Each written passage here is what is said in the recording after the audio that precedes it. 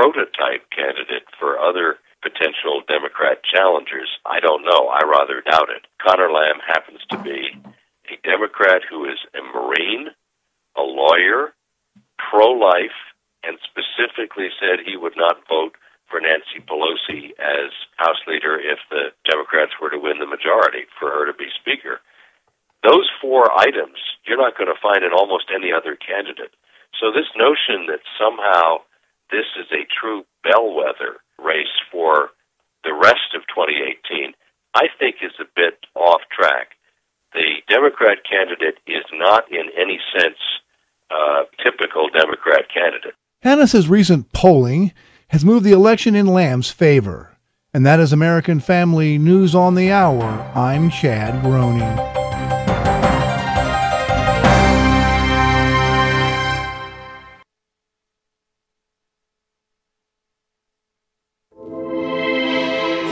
Romans 13:14 says, "Clothe yourselves with the Lord Jesus Christ and make no provision for the desires of the flesh." So what are you clothing yourself with? Whether we realize it or not, what we allow in our temples affects our way of living. We can't feed ourselves junk and expect to hear from the Lord. Clothe yourself with the righteousness of God at urbanfamilytalk.com.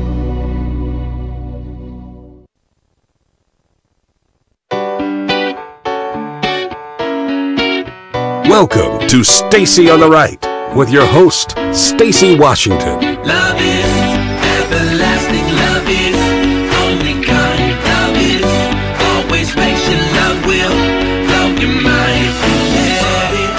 If you look at the map of the United States, there's all that red in the middle where Trump won. Now, I win the coasts, I win, Illinois and Minnesota, places like that. But what the map doesn't show you is that I won the places that represent 2/3 of America's gross domestic product. So I won the places that are optimistic, diverse, dynamic, moving forward, and his whole campaign, Make America Great Again, was looking backwards. You didn't like black people getting rights. You don't like women, getting jobs. You don't want to, see that Indian American succeeding more than you are. Whatever your problem is, I'm going to solve it. Wow. Welcome to Stacy on the Right here on Urban Family Talk and American Family Radio. You're listening to the would-be president of the United States, the first female president of the United States, according to her and all of her lore, the groundwork that she laid, the glass ceiling that she poised to break on the fateful evening that she was supposed to have trounced the Republicans and all of the white men in America as proxy for her war that she's waging against her own husband. That was Hillary Clinton, and she's in India. And when she's not tumbling down the stairs, she's making really, really odd statements about the women of America. So we're going to dive into that and so much more today. Our guest for today's program is the Stream's Al Perotta. Al Perotta is a writer for the Stream. He's going to come on and talk about the FBI and the Justice Department and everything that's going on there. And of course, we will ask him about the latest developments over at the Trump White House, where we've seen Rex Tillerson say goodbye and some others, and some moves that have been made. And so lots of breaking news for today to discuss. We also have we're going to unpack everything that we've just heard from Hillary Clinton. That wasn't all she said. We also have the Southern Poverty Law Center. Really, there's an expose that John Stossel did on them. And I got a couple of pieces of audio from that really explain some of what's going on with the Southern Poverty Law Center, which kind of flies below the radar, but they're worth $250 million. I mean, they have an endowment that they actually have so much money, they store it in the Cayman Islands. So we want to talk about that as well. And we're going to actually unpack a little bit about this election with this pro-life Democrat. Something within me doesn't trust that guy. He's pro-life. I need proof. I need bona fides. I need more evidence than him just fixing his mouth up to say he's pro-life. And I got to say, if he is pro-life, more power to him. I totally support that. But if he's not, if he's just saying that to get elected, well, this would be a new low for Dems, because they usually at least can stick with the fact that they don't believe in something until they do, because they do flip-flop, but usually they flip to the left. They don't flip to the right. So this is an interesting development. I'm wondering if the people of Pennsylvania are going to trust him, if they're going to go for this weird new iteration, someone who's against Nancy Pelosi, against the party at large, but is not a Republican, is an actual Democrat, blue dog Democrat. Interesting. So now I want to listen to Morning Joe. So they had a little bit to say about this whole thing with Hillary Clinton going over to India and painting white American women who with college educations as being under the thumbs of their husbands, people who can't think for themselves, women who actually have to listen to their, not just their husbands, their bosses, their sons, everyone in their life telling them you have to vote for the Republican, and they don't want to, but they do it anyway.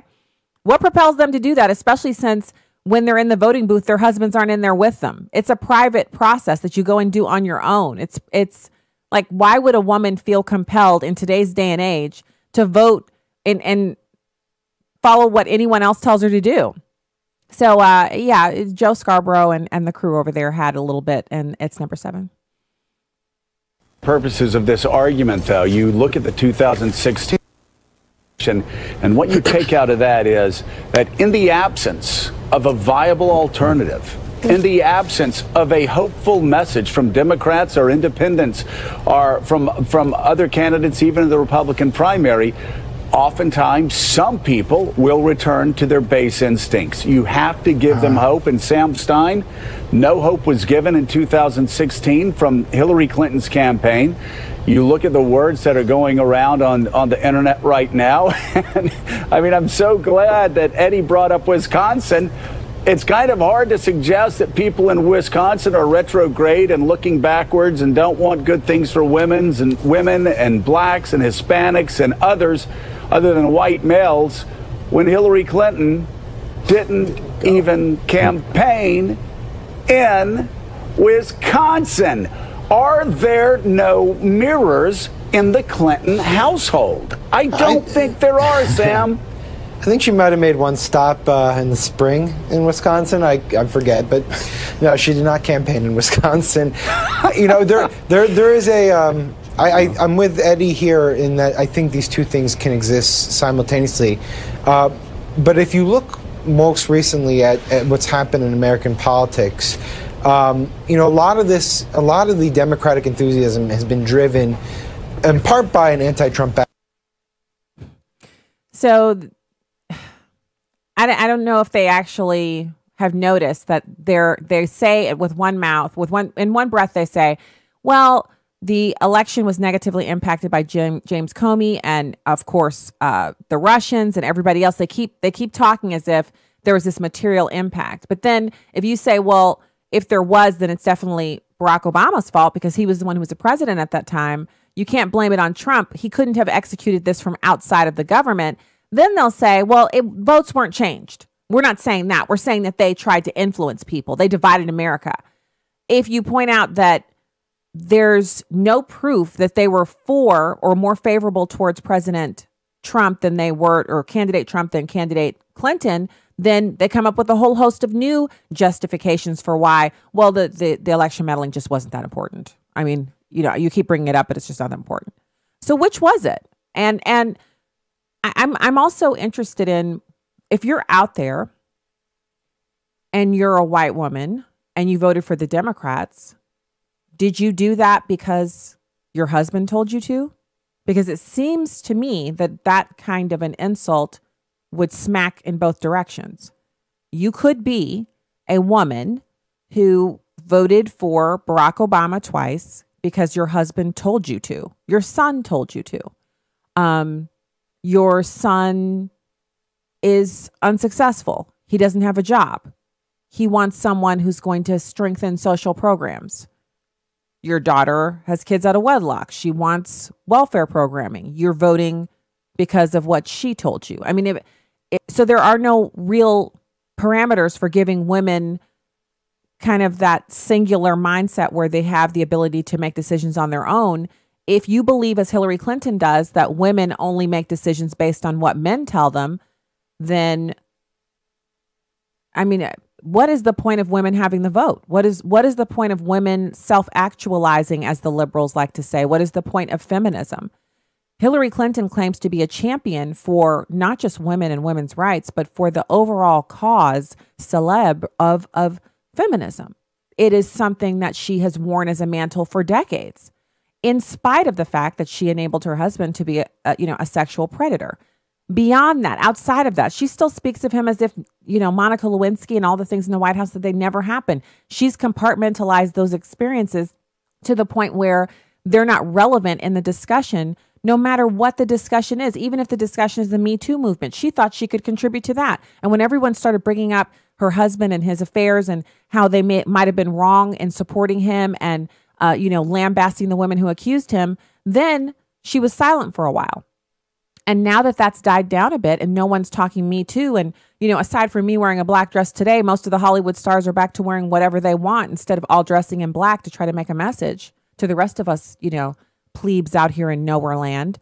Then now she's back.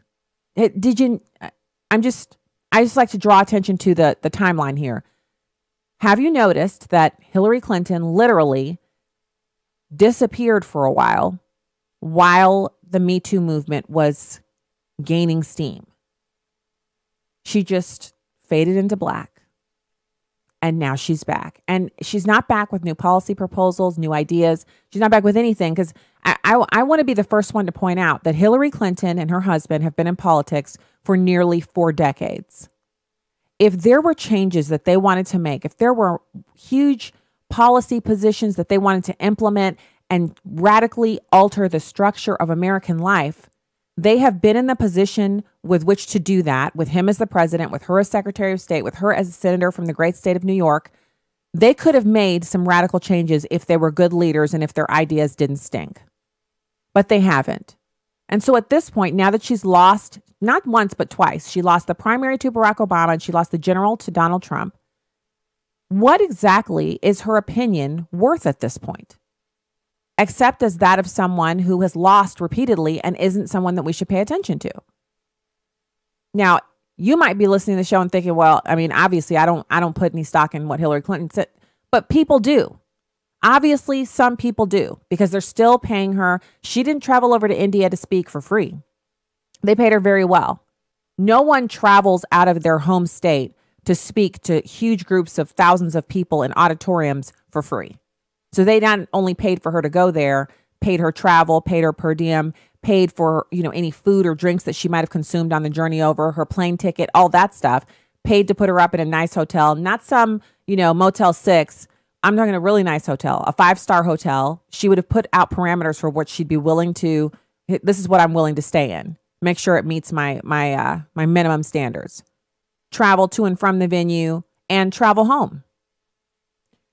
And they paid her an honorarium. So people still care what she has to say. And my question is, first of all, are you one of those people? And second of all, if so, why?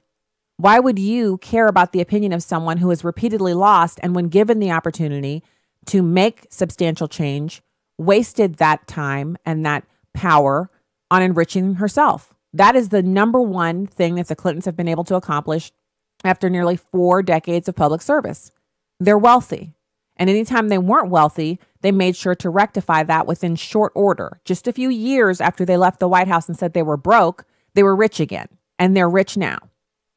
So not only does she not have any credibility as, quote unquote, a woman or leader of women or feminist or anything of that nature, she doesn't have any credibility as a public servant. She couldn't win a presidential election, one that was gifted to her with a bow, and then another one that she also could not pull it off. And now here we are listening to her again. And if you notice, as she travels down this road of what she calls introspection and reflection over what happened with the election, as she moves further and further down that path, notice she's still pointing outward. She's still saying, it's Comey, it's women. She's blamed women already, the women on the left who didn't vote for her. I was on Fox Business this morning talking to Charles Payne, who was filling in for Neil Cavuto. And as we were talking, I pointed out on the air that there aren't very many people left she hasn't insulted. She's insulted the Democrats. She's insulted the Democrat voters, the women who didn't show up to the election, who she says cost her the win in the crucial states. She's insulted black people when she said that, natural born predators, they need to be brought to heel like dogs. She's insulted black men. Numerous comments about criminality where she didn't delineate that it's criminals, black criminals that she was referring to. Instead, it's just young black men. That's an insult. Not all young black men are criminals. And on it goes. Deplorables. That's all 60 some odd million people who voted for President Trump. White people, racists, misogynists, sexists, parts of the patriarchy, women who support the patriarchy against their own best interests, and now white women who are college educated who voted for the people their husbands told them to instead of who she wanted them to vote for, which was her. And on it goes. Who have I left out? Hispanics, Taco Bowl engagement, blacks in general, when she said that policies don't help black people.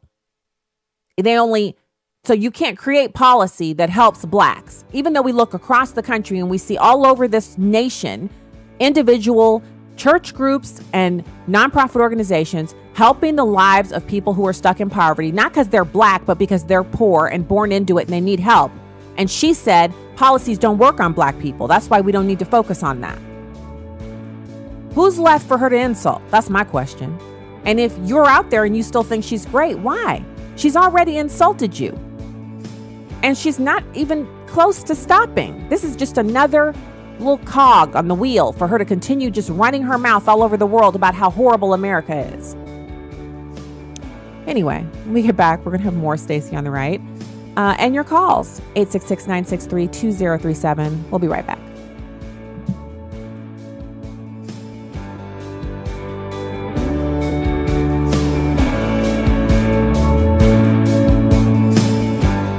You shall not murder. Hello, everyone. I'm Tim Wildman, president of American Family Association and American Family Radio. This is the 6th commandment of the 10 commandments. You shall not murder. We are asking schools all over America to put this on their marquees, put this on their signs out in front of their school for 1 week to remind America's students that innocent life is precious. Help us spread the word about this campaign to your friends and family. Please go to our website, afa.net, and sign our open letter to America's schools. We need to proclaim this message, you shall not murder, across the land. Why? Because gun control alone will not solve matters of the heart. We need our young people to understand that murder is a violation of God's law, and also it's a violation of the laws all across this land. So help us. Go to afa.net and spread the word. Hi, I'm Crawford Loritz with a Legacy Moment. Sometimes we refer to a child born out of wedlock as illegitimate. It's as if the child had made a bad choice about who his mother and father would be. Think about that. No, the child is legitimate. What the parents did was illegitimate. I'm so glad God doesn't treat people the way we sometimes do. There's a little bit of arrogance and pride that creeps into our perspective sometimes, especially if we've been blessed with some degree of success or pedigree. I've always been drawn to the story of Jephthah in Judges chapter 11, verses 1 through 6. Now, Jephthah the Gileadite was a valiant warrior, but he was a son of a harlot, and Gilead was the father of Jephthah. Gilead's wife bore him sons. When his wife's sons grew up, they drove Jephthah out and said to him, "You shall not have an inheritance in our father's house, for you are the son of the other woman." So Jephthah fled from his brothers.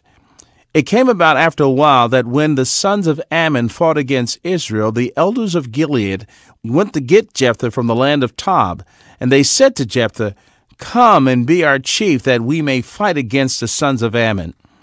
This is very interesting. There are 3 lessons I think we need to glean from this story. Number 1, don't mistreat those who don't share your pedigree.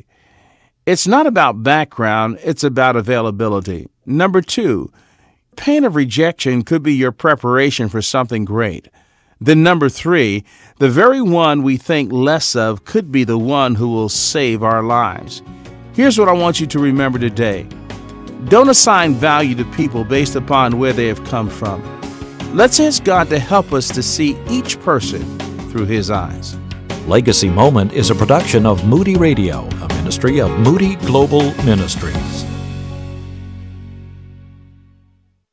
Welcome back to Stacy on the Right on Urban Family Talk. Looking at the details of the American election is how almost 52% of white women voted for him, in spite of the Billy Bush tape and so forth. How do you explain that? Well, I should start by explaining that Democrats, going back to my husband and even before, but just in recent times, going back to Bill and our candidates and then President Obama, have been losing the white vote, including white women. We do not do well with white men, and we don't do well with married white women. And part of that is an identification with the Republican Party and a sort of ongoing pressure to vote the way that your husband, your boss, your son, whoever, believes you should. And what happened in my election is I was on the way to winning white women until former director of the FBI, Jim Comey, dropped that very ill-advised letter on October the 28th, and my numbers just went down because and I heard a lot of anecdotal evidence about this. People have written about it. All of a sudden, you know, white women who were going to vote for me and frankly standing up to the men in their lives and the men in their workplaces were being told, she's going to jail. You know, you don't want to vote for her. You know, it's going to be terrible. You can't vote for that. So it stopped my momentum and it decreased my vote enough because I was ahead, I was winning, and I thought I had fought my way back in the 10 days from that letter until the election. I fell a little bit short, and so I think that it was part of a historical trend that I was bucking, and then it collapsed on me. Okay, so again, this is one of those things where, and welcome back to the show, Stacy on the Right. We're broadcast here on Urban Family Talk and American Family Radio. Happy to be with you again. Happy Tuesday to you. This is one of those things where Hillary Clinton makes it sound as if she's having this academic exercise, an introspective look at what happened, but she blames the Comey memo. Now, sure, her polls went down after he said that the investigation had been reopened, but what she's doing is she's blaming the symptom. His announcement was a reflection of the fact that they'd reopened the investigation. The reason they reopened the investigation is because her lax care of classified material resulted in her employee, Huma Abedin, storing classified emails on her husband's laptop, and that only came to light because Hillary Clinton set forth an example for her employee that you stand by your man after repeated activities that are beyond the pale. And so Huma followed in her boss's footsteps and then improperly stored information. And so when that husband, the employee's husband, Huma's husband, actually went about making these, there were overtures on direct messages through Twitter to an underage girl, photographs that were nude, whatever, illicit photographs. Then when they executed a search warrant and took the laptop, that's when the NYPD, yet another set of eyes, come across this classified information. They, of course, did what they were supposed to do and reported it to the Department of Justice, who then had to of course, the FBI had to know, and then the FBI had to look and see, were these the same emails that she said were deleted? Were these the emails that were cleared and didn't have anything to do with classified information? Or were these new emails that had never been poured over? So his announcement to the people of the United States that they'd reopen the investigation had nothing to do with Comey working against her in the election and everything to do with her actions catching up with her. And so this is the lesson. This is the lesson for anyone who thinks, I can get away with this stuff.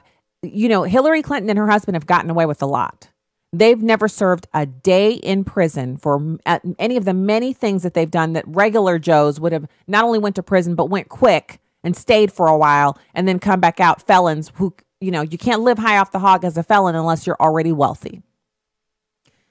So she's blaming Comey for making an announcement that was precipitated by her own bad behavior. And I want to point this out. I want this to be something that you let this sit on your mind for a second, because we're all buying into the fact that somehow FBI Director Comey acted against Hillary Clinton by making that announcement. All he did was his job. And you guys know he's not my favorite. I am no fan of James T. Comey. But I do believe in that instance, he was doing what was the right thing to do. And who knows what his motivation was? Who knows why he took that action? But to let the American people know that she was still under investigation, that she wasn't completely free and clear, was the proper action to take. I guarantee you, if the shoe had been on the other foot and it had been Donald Trump who was under investigation and had been cleared and new information came to light, the Democrats would have been at the top of the light lampposts, on top of walls and bridges, standing over wherever they could, and on every TV channel that would let them have the mic, screaming about how he's still under investigation, he can't be trusted, you never know, right after this he might be in prison. So if she feels like people change their minds about voting for her after finding that out, it's not James Comey's fault, it's her fault. When she had the opportunity to come forward and say, this was back when she was Secretary of State, and then afterwards, right after she stopped being Secretary of State, and all of these things started to come to light, the homebrew server, all that stuff. All she had to do was say, yeah, I had a homebrew server and here's everything that's on it. Check it. And she could have said it was never hacked. To my knowledge, it was never hacked. They would have investigated everything at that point, all at once. They would have had all of it. Instead of bleach bidding and wiping servers and destroying evidence, she could have turned it all over.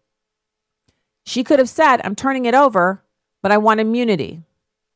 They do that all the time. These politicians, they know the rules. She's an attorney. So anything but what she actually did, which was destroy evidence, move evidence around, Stonewall. She drug the story out for so long that it became a part of our national psyche that Hillary Clinton didn't know how to handle emails. She's the one who made it possible for James Comey to testify before Congress and to make the statement that she'd altered markings and couldn't decipher them herself. She didn't know the difference between an open parentheses, capital C, close parentheses. She didn't know that meant classified. I mean, there are 5-year-olds who, once you point that out, see these 2 parentheses with a C in it? That means you're the only person who's allowed to look at that. And a child will harp on that. I'm sorry, you can't. They'll actually walk around with papers up to their chest. I wish I could show this to you, but it has a C inside of 2 parentheses, so I can't. Any kid could do that, but Hillary Clinton couldn't figure it out. We would never have known that had she just released everything at the same time back when she was Secretary of State. And then after that, she could have said, I submitted everything that I had. I gave them access to everything, the original servers, the room the servers were housed in. I gave them access to the actual cables that the lines ran through, all the electrical boxes, everything. They swept the house. They located every part of the operation that I was running. I was doing it for my own privacy and to protect my family because we have numerous times been under attack by media and private investigators and snoops. And there's all the information. I gave it over already. And anytime anybody brought it up, she could say, I've already fully cooperated. And they probably would have cleared her anyway. You know why? Because her husband was the president of the United States. And she was the first lady. She was also the first lady of Arkansas. And because she was the Secretary of State and she was the senator from the state of New York. That's why. Because there's no way they're putting her in jail. That's why. So she could have done all of that. And then by the time the election came around in 2016, the only thing people would have had on her is the fact that the Clinton Foundation took money. They raised money to send to Haitians after the earthquake, and the Haitians never got any money.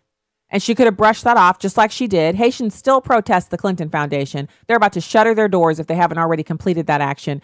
And the Haitians have not gotten any justice over being used to raise money, some of which was used to pay for Chelsea's wedding. So, I mean, when you think about it like that, and yes, we're talking about this right now. Yes, yes, I'm going over this right now because it occurs to me that as we discuss this, as we are yet again, we have her foisted upon us via the people of India are now foisting her back up in our faces, and it's making the news rounds. And there's other things going on today, of course, but this bears pointing out because it's a lesson for any person. Any person, if you're involved in something and the police come for you or whoever comes for you, you're going to be better off just going ahead and cooperating at that point rather than dragging it out for 10 years and losing an election because of it. Because that's the reason why Hillary can't let this go. Because it's been kind of grating on my nerves all morning since I left the remote studio here in St. Louis. And, of course, I had to go to the grocery store. 3 teenagers. Basically, that's my second home. So I went to the grocery store. I checked the Wonder List. I got most of the items on it. But, of course, the grocery store didn't have everything we needed. And have you also noticed, maybe we need a whole segment on it where I bring in, show and tell and props on how small the cereal boxes have gotten. First, they tried it with the dinner noodles. Now we don't care about the dinner noodles anymore. It's the cereal boxes. And the teenagers need cereal to live. And so the boxes keep getting smaller and smaller and smaller, but the price is the same. So even my husband noticed, because he went to the store a couple times, and he's saying, I'm not going to buy any more cereal from this one particular grocery store that that was our only store. So now we're stuck making a trip to Sam's Club to get the cereal. So that's what I was kind of dealing with after I left the studio. And I'm walking around in there, and I've got my little to-go salad, and I've got the other items on the list, and I'm looking at the cereal boxes. It just kept popping in my mind. Why does she keep blaming James T. Comey when she is the reason why he had anything to investigate in the first place? He clearly didn't want to say bad things about her. He took every precaution during his hearings to soften his language about her and to make it sound as if she was just a bit of a doddering old idiot, as opposed to somebody who intentionally broke the law. So if that's the truth, and I kind of feel like it is, then why is she still justifying it? Because it all goes back to her. And because in the dead of night, and we've all been there, so this isn't me raining down some kind of high and mighty thing. This is just, we've all been there. You've made a mistake. And in the dead of night, when you wake up, you flip over, and instead of just remaining asleep, you're wide awake. You're more awake than you are at 2:00 in the afternoon. It's the middle of the night, and that mistake is on your mind. It's sitting there swirling around like so many scrambled eggs in a cast iron skillet on high. And you are just burning up with the realization that had you handled the situation differently, you wouldn't be in the situation that you're in. Everybody has been there. The only difference is not everybody writes a 500 and some odd word book and goes on a book tour to talk about it and then continues on and takes that tour, over the water and starts talking about it overseas, trying to convince people that it's somebody else's fault. It's the reason why some people eat. It's the reason why some people drink. It's the reason why some people are serial Bible study attenders and quote scripture like it's going out of style, because we've all made a mistake at some point that kept you up at night until you finally just came to grips with the fact that it was you, that it was me, that you made a mistake. A mistake was made, and there were other people who might have played a role. There were other people who might have gleefully rolled the truck and the bus and every other thing they could get back over you over and over and over again because they were so happy you made a mistake. But in the end, the mistake was mine or yours or whoever it is. And so I guess what we're watching, in all honesty, is it's an exercise in a person who has really never been held accountable for their actions before, in their most public way, avoiding the responsibility for what they brought on themselves. And it is sad. It is really sad to watch. So that's what I think it is. And I could understand why most people just don't care. But it's a good lesson for us to pay attention to, because it could be any one of us who makes a mistake. I don't think it's going to be any one of us who decides not to campaign in Wisconsin and blame James Comey for the loss and write a 500-page book because we lost the presidency. I think most of us are not going to go through that.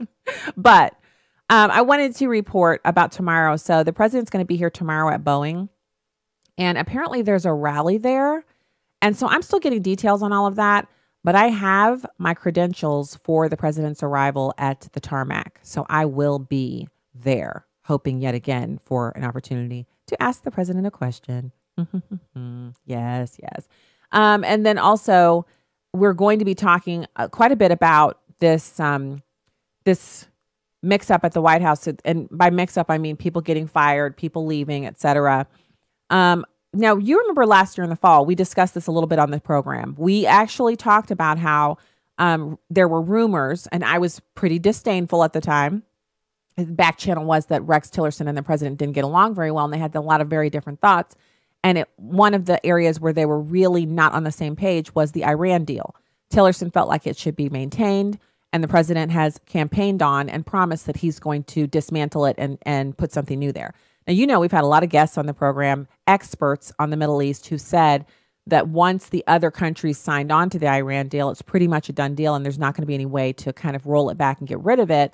But that doesn't mean the president's not going to try. And so I think if you think about it from the perspective of the president looking forward and realizing that he wants to do something about that maybe before the midterms to try to answer that campaign promise, then having Tillerson in the way, fighting him on it at every step, might not be what he was looking for. I think Chris Christie had it right yesterday when we played the audio of him saying, you know, these things aren't unprecedented anymore. The turmoil at the White House, not unprecedented. If this is just the way it is, then you got to buckle up, batten down the hatches, and prepare for the ride, because that's what it is. You got to be a realist. So we'll talk a little bit more about these new people, especially the first woman CIA chief. She oversaw the terror investigations. It's pretty interesting stuff. We'll be back with more Stacy on the right after this.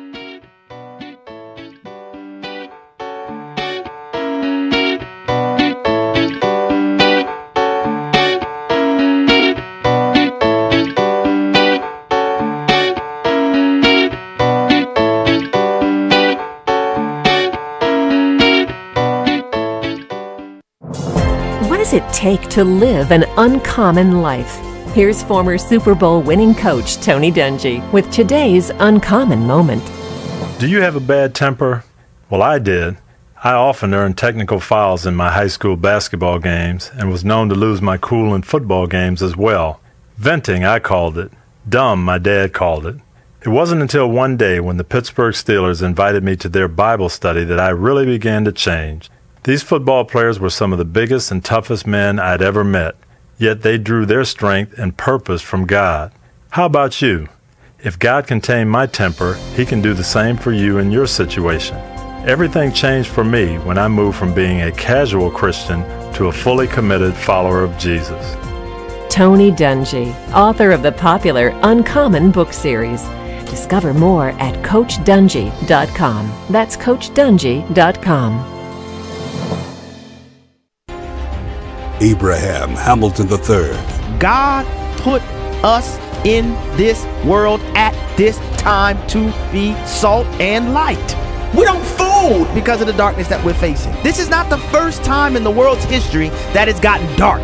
God has called you and I to be His ambassadors, even in this dark moment. Tune in to the Hamilton Quarter, weekdays at 5 p.m. Central on Urban Family Talk. Nothing can get done in the United States Senate for good unless we end the legislative filibuster.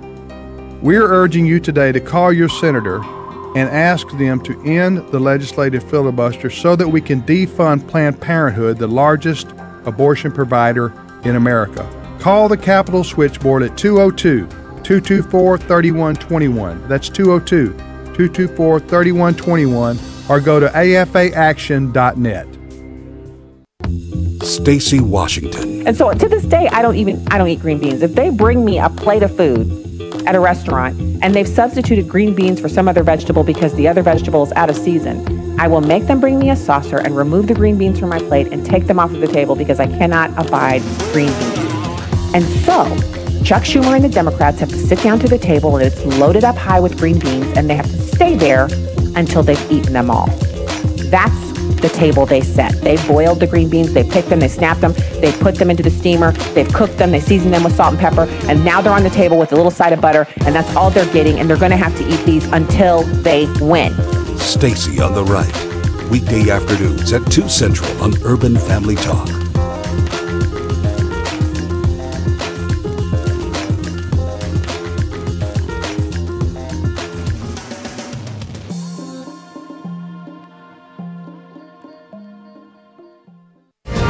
Welcome back to Stacy on the Right.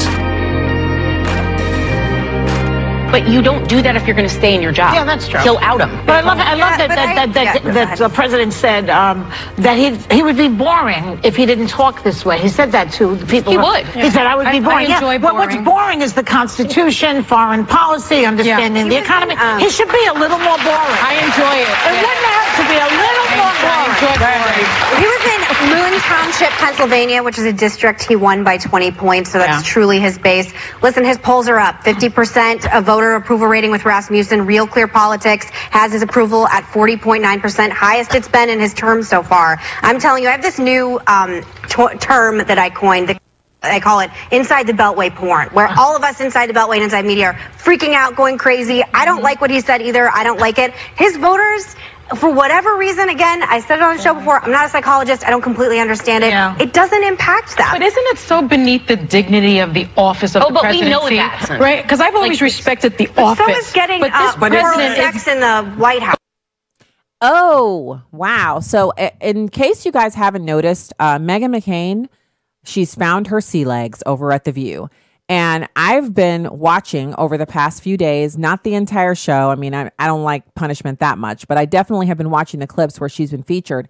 And she's coming to the table with notes. She's coming with the ability to really argue her points.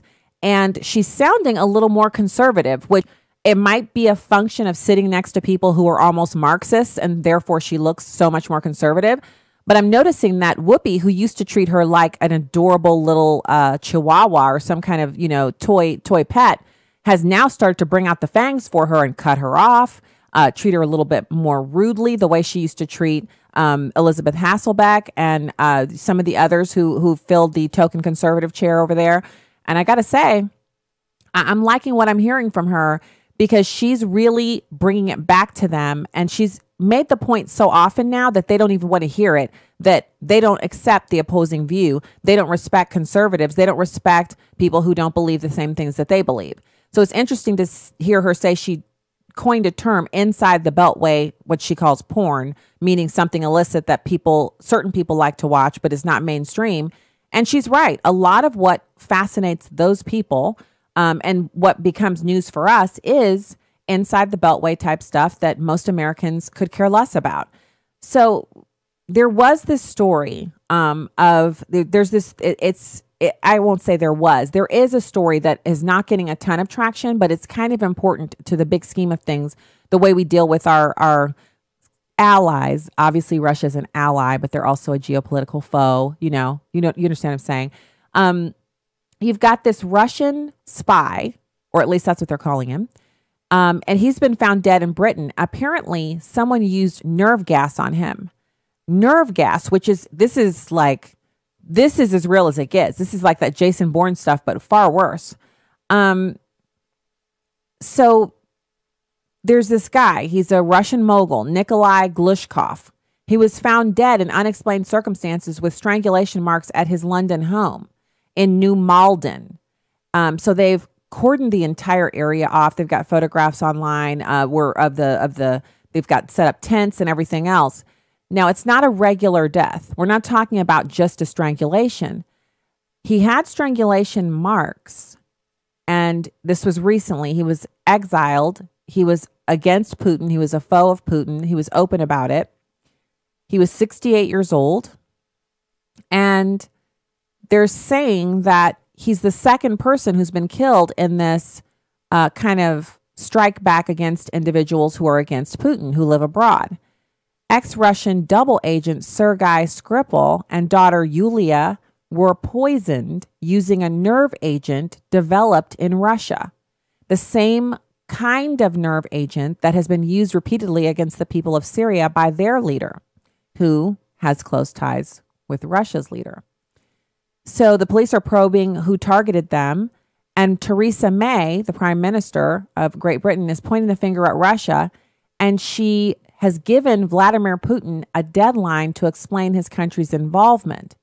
Now, the Salisbury Poisoning, which is the father and daughter, the Skripals, there's no suggestion that those two poisonings are linked to the death of Glushkov, whose home has been taken over by the forensics team. But it's just interesting that that's when he was killed. So now you have Putin responding to Theresa May's ultimatum. Now, this is kind of fascinating. And you would think that all of the news would be covering this story, but instead they're talking about Rex Tillerson leaving the White House. Now, I understand that it can be seen as very important when the Secretary of State is, he leaves his position, unless you look at who's in charge. President Trump is used to cycling people in and out based on their performance. He did that in the private sector. That's why they say if a person lasts a long time in Trump world, they're usually considered to be extremely close to Donald Trump. They're considered to be almost like, that outer ring of people, that the only people who are inside closer than they are family. The reason for that is because there are so few people who've made it into Trump world and hung around for that long. The other reason that it's so hard to get into that inner circle and to be considered, a long time person associated with the president is because of what happens when people leave. Look at Omarosa's behavior. Look at the way she has behaved since she left the Trump White House after being given the opportunity of a lifetime. We've covered this. So there's a reason why he doesn't let people in, because he knows if you don't perform and he lets you go, you're just as liable to act a fool as you are to just leave and go quietly into that good night. So the other part of this story that I think, honestly, I can't believe the media is not covering it on every single channel, is that Vladimir Putin and his envoys in the UK have refused to respond to Great Britain's Prime Minister's ultimatum over the chemical attack on former Russian spy Sergei Skripal and his daughter Yulia in Salisbury. In a statement on Twitter, the Russian embassy threatens retaliation if Theresa May responds with punitive measures. So to recap, 2 Russians living in London have been killed using nerve agent, which means other people nearby could have been exposed and accidentally killed. Nerve agent isn't just something you just leave laying around or, set it off and just, people don't get hurt. It kills people. So she's issued this ultimatum saying you have 24 hours to respond to claims that it's highly likely that Russia is behind the attempted murder of these 2 people. And in response to that, they're saying, don't level punitive measures against us. And Vladimir Putin has said, I want to get this right. I want to give you the right quote. Britain must comply with the Chemical Weapons Convention, which stipulates joint investigation into the incident, for which Moscow is ready. Without that, there can be no sense in any statements from London. The incident appears to be yet another crooked attempt by the UK authorities to discredit Russia. Any threat to take punitive measures against Russia will be met with a response. The British side should be aware of that. Today, the embassy sent a note to the Foreign Office reiterating that Russia is not involved in the Salisbury incident and outlining the above-mentioned demands for joint investigation. The embassy also added, the UK ambassador Lawrence Bristow was summoned to Russia's Ministry of Foreign Affairs, where First Deputy FM Vladimir Titov strongly protested the evidence-free accusations by the UK authorities of Russia's alleged involvement in the poisoning of Sergei Skripal and daughter Yulia. It was stated that the actions of the UK authorities are a clear provocation and that the Russian Federation was not involved in the incident that took place in Salisbury on March 4th of 2018. So what they're saying is that if you want to dance, be prepared for us to dance with you. We will retaliate against you if you level anything against us without first showing us evidence that we were involved. Now, do I think they were involved? Yeah. I mean, who doesn't? Who doesn't think they were? But what they're saying is, until you show us some evidence, watch your mouth. Vladimir Putin has gone so far as to say, you don't threaten a nuclear power. In other words, we are big boys on the block just like you. We're equals. You don't threaten us unless you have some evidence. And I'm pretty sure whoever did the poisonings was careful not to leave any evidence. So this is a huge story. Meanwhile, the president of the United States has assured UK's prime minister that we stand with them or with them all the way. That's the quote from him. So, this is a very tense situation. Remember, we've had world wars started because someone was poisoned in another country. Okay, that has actually happened. So we could definitely see some pretty serious repercussions from this horrible development. And we still don't know exactly why they would have poisoned him. Like, if they're saying that it's the Russians who poisoned him, but why? Like, what was he doing exactly that made them feel like they had to snuff him out? And why did the Russians, if it was them, why would they use poisoning through nerve agent instead of just hitting the guy with the car or something like that? Why would they poison him in a way that would point back to themselves?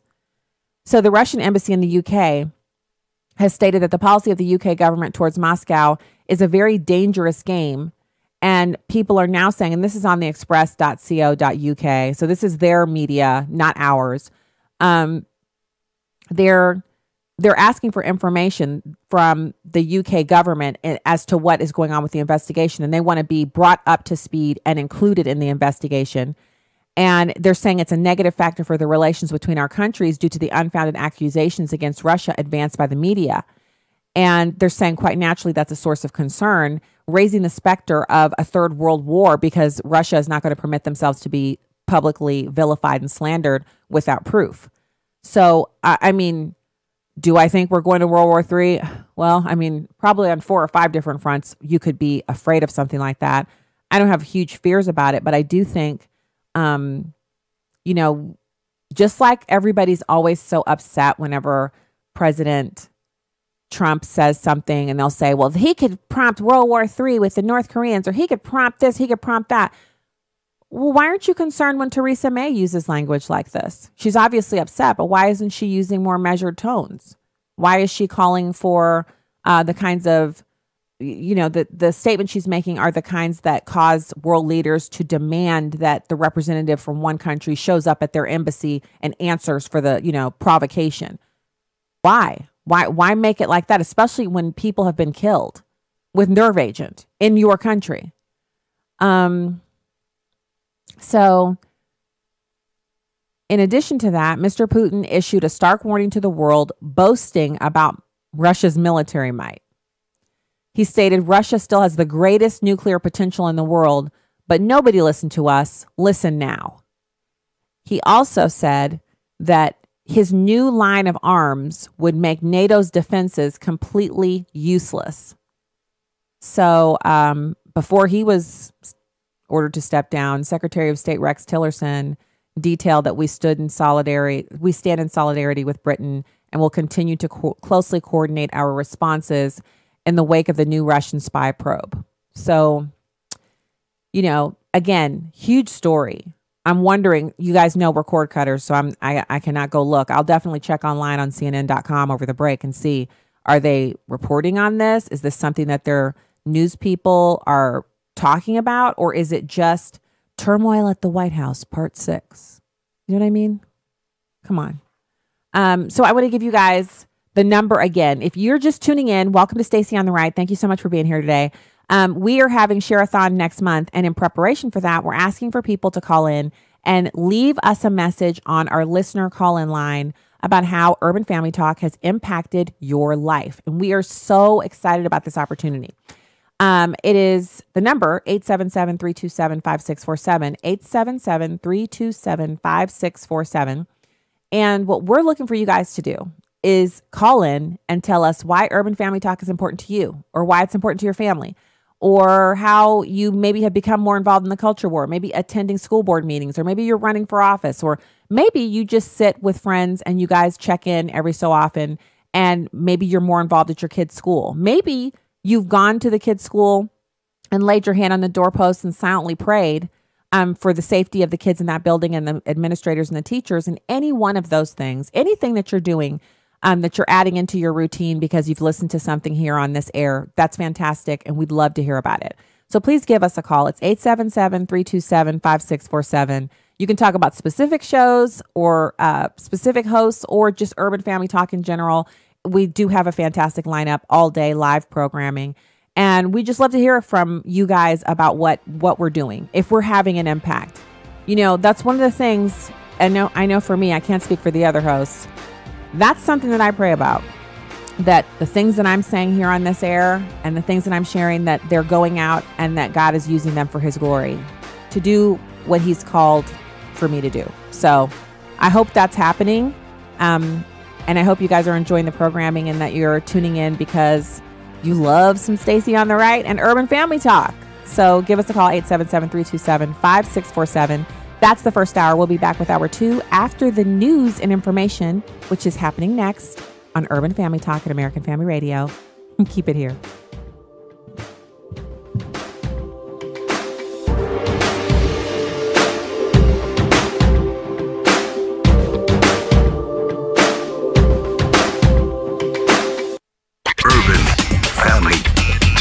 Urban Family Talk.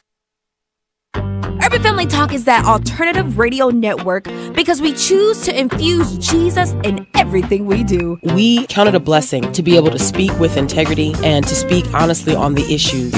Thank you for joining us, partnering with us, being a part of Urban Family Talk. Urban Family Talk. Urban Family Talk. Urban Family Talk, so that we can stand for the gospel.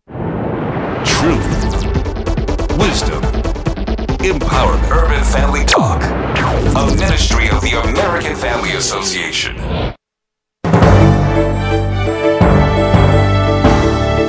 American Family News on the Hour. I'm Chad Groening. The State Department says ousted Secretary of State Rex Tillerson had every intention of staying on the job and that he was unaware of the reason the president was replacing him. Fox's Rachel Sutherland reports from Washington. President Trump, getting ready to board Marine One, told reporters he and Tillerson did not agree on several issues, including the Iran nuclear deal. Rex is a very good man. I like Rex a lot. I really appreciate his commitment and his service, and I'll be speaking to Rex over a long period of time. CIA Director Mike Pompeo is the president's choice to lead the State Department. White House officials say the president wanted to make sure a new team was in place heading into talks with North Korea, and its various trade negotiations continue. In Washington, Rachel Sutherland, Fox News.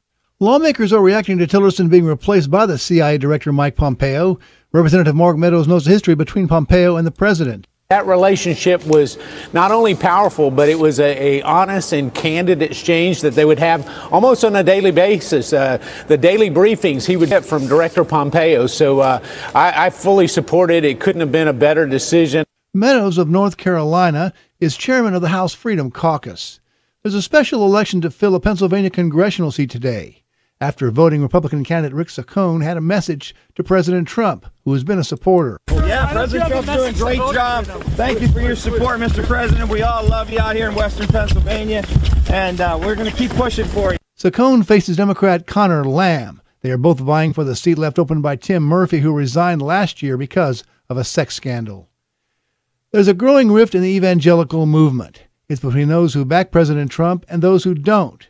But it's also exposing a worldview breach that promises to last well beyond the 45th president. Here's AFN Steve Jordahl. The divide is felt in many corners of evangelicalism, but in the heat of the battle is an organization called the Gospel Coalition.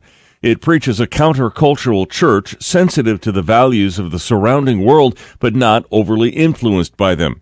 It says the family should live together in peace, but the coalition's editorial director Colin Hansen spares nothing in his criticism of his brothers and sisters who've bought into President Trump's immigration policies. A lot of evangelicals are really angry, just really angry about how the culture is changing.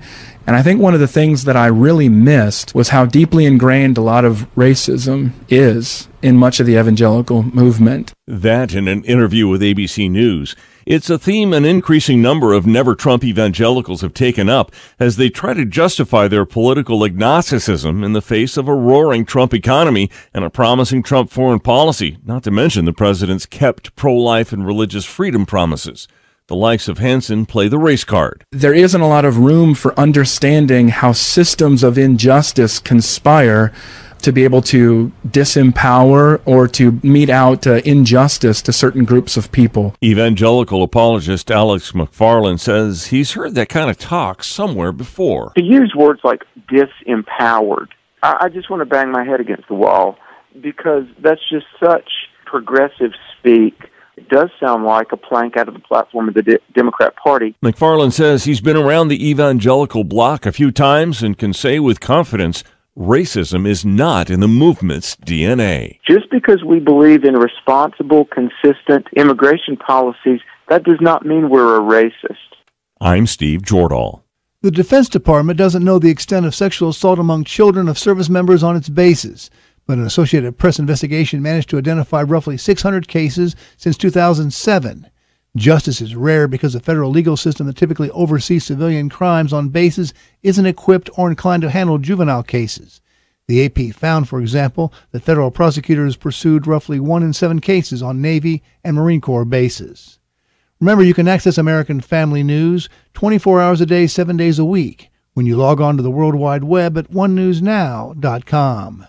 And that is American Family News on the Hour. I'm Chad Groening.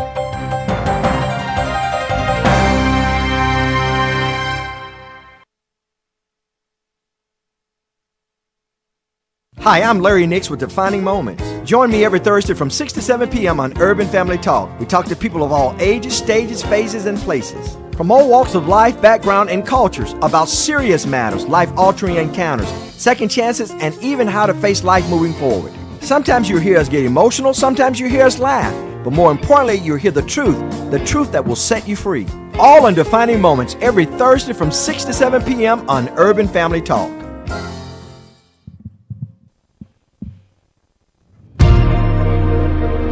Welcome to Stacy on the Right with your host, Stacy Washington.